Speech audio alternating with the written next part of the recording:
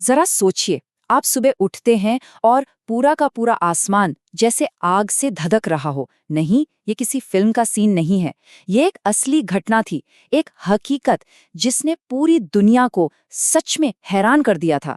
तो आज हम इसी लाल आसमान के पीछे छिपे रहस्य से पर्दा उठाएंगे। हम अक्सर कहानियों में देखते हैं कि कैसे मौसम कहानी को एक नया मोड़ देता है, कभी कभी तो खुद एक विलन बन जाता है। लेकिन सोचिए क्या हो जब असल जिंदगी ही किसी कहानी से ज्यादा नाटकीय और अजीब हो जाए।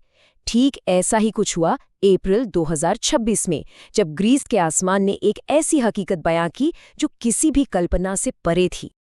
अप्रैल 2026 की वो सुबह ग्रीस के लोगों के लिए एक कभी न भूलने वाला नज़ारा लेकर आई।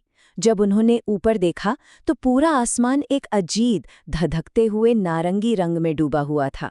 ऐसा लग रहा था मानो वो किसी दूसरे ग्रह पर हों, जहां का सूर्य डूब रहा हो।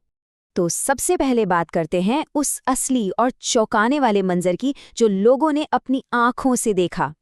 ये सिर्फ एक रंगीन आसमान नहीं था, नहीं, ये उससे कहीं बढ़कर था। तो जमीन पर मौजूद लोगों ने क्या महसूस किया?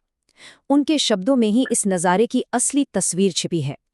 सेंटोरिनी और एथेंस जैसी खूबसूरत जगहों पर लोगों ने कहा कि ये तो ऐसा लग रहा था मानो किसी साइंस फिक्शन फिल्म का सीन हो जो मंगल ग्रह पर सेट किया गया हो। कुछ ने तो इसे प्रलयंकारी सुंदरता का नाम दिया। और हवा हवा इतनी भारी थी कि दम घुट रहा था। लेकिन ये सिर्फ एक देखने वाला नज़ारा नहीं था। इस हैरान कर देने वाले दृश्य के पीछे असल जिंदगी में एक बहुत बड़ी मुश्किल खड़ी हो रही थी। इस अजीब सी धूल ने विजिबिलिटी यानी देखने की क्षमता को घटाकर सिर्फ 1000 मीटर कर दिया था।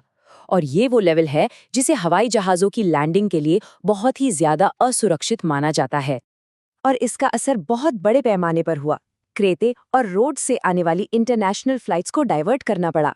बाहर खुले में काम करने पर पूरी तरह से रोक लगा दी गई और स्वास्थ्य विभाग ने चेतावनियां जारी कर दी। इतना ही नहीं, कुछ जगहों पर तो आसमान से कीचड़ वाली बारिश होने लगी और अधिकारियों ने इस घटना को सिर्फ 24 घंटों के अंदर लगी 25 जंगल की आग से भी जोड़ा। इस खूबसूरत दिखने वाले नज़ारे के पीछे एक छिपा हुआ खतरा भी था। अधिकारियों ने साफ साफ चेतावनी दी कि ये नारंगी धूल सिर्फ देखने में अजीब नहीं है, बल्कि इसमें मौजूद बहुत छोटे कण हमारी सेहत के लिए, खासकर जिन्हें सांस की तकलीफ है, उनके लिए एक गंभीर खतरा है। तो अब सवाल ये उठता है कि आखिर ये सब आ कहाँ से रहा था? इस विशाल नारंगी बादल के पीछे की वजह क्या थी जिसने एक पूरे देश को अपनी चपेट में ले लिया था? इसका जवाब अफ्रीका के विशाल रेगिस्तान में छिपा था। जी हाँ, ये घटना सहारा रेगिस्तान से उठी एक बहुत बड़ी धूल भरी आंधी का नतीजा थी। वैज्ञानिक भाषा में इस घटना को कालिमा कहते हैं। ये तब होता है जब सहारा से चलने वाली गर्म और सूखी हवाएं अपने साथ भारी मात्रा में धूल और रेत के कण लेकर आती हैं और आसमान का रंग ही बदल देती हैं। तो यह धूल का गुबार हम तक पहुंचता कैसे है? इसकी कहानी कह सकते हैं 3 हिस्सों में बंटी है। पहला, सब शुरू होता है सहारा में, जहां तेज हवाएं करोड़ों टन धूल को हवा में उठा लेती हैं। फिर दूसरा हिस्सा आता है ट्रांसपोर्टेशन का। शक्तिशाली जेट स्ट्रीम मतलब हवा के तेज बहाव इन छोटे छोटे कणों को हजारों मील दूर भूमध्य सागर के पार ले जाते हैं। और आखिर में आता है इसका असर। ये महीन धूल आसमान में फैलकर सूरज की रोशनी को बिखेर देती है। ये नीले रंग को तो रोक लेती है और सिर्फ लाल और नारंगी रोशनी को ही हम तक पहुंचने देती है। और बस पूरा आसमान लाल हो जाता है। लेकिन रुकिए, ग्रीस में जो हुआ वो कोई अनोखी या अकेली घटना नहीं थी। सहारा से उठने वाली धूल एक ग्लोबल घटना है जो दुनिया के अलग अलग कोनों तक नियमित रूप से पहुंचती है। इसका एक बड़ा उदाहरण है 2020 का गॉडजिला, धूल का तूफान। वो तूफान इतना ज्यादा बड़ा था कि उसने पूरा अटलांटिक महासागर पार करके अमेरिका तक को प्रभावित किया था। ग्रीस वाली घटना की ही तरह ये भी हमें इन तूफानों की असली ताकत और इनकी ग्लोबल पहुंच का अंदाजा देता है। ये धूल के बादल सिर्फ एक जगह तबाही नहीं मचाते, ये एक महाद्वीप से दूसरे महाद्वीप तक जरूरी पोषक तत्व भी पहुंचाते हैं और हजारों मील दूर के मौसम पर भी अपना असर डालते हैं। ये प्रकृति का एक बहुत बड़ा और उलझा हुआ नेटवर्क है। तो आखिर में इन घटनाओं को हमें किस नज़र से देखना चाहिए? क्या ये सिर्फ कुदरत का एक हैरान कर देने वाला तमाशा है या फिर ये किसी बहुत बड़ी चीज का संकेत है?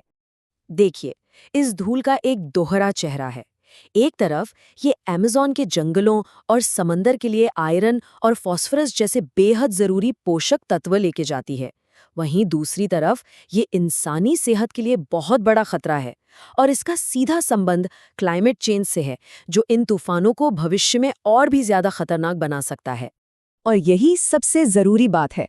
वैज्ञानिक लगातार चेतावनी दे रहे हैं कि जैसे जैसे हमारी धरती गर्म हो रही है, रेगिस्तान फैल रहे हैं और हवा के पैटर्न बदल रहे हैं। इसका सीधा मतलब ये हो सकता है कि भविष्य में हमें ऐसी और भी भयानक धूल भरी आंधियां देखने को मिल सकती है।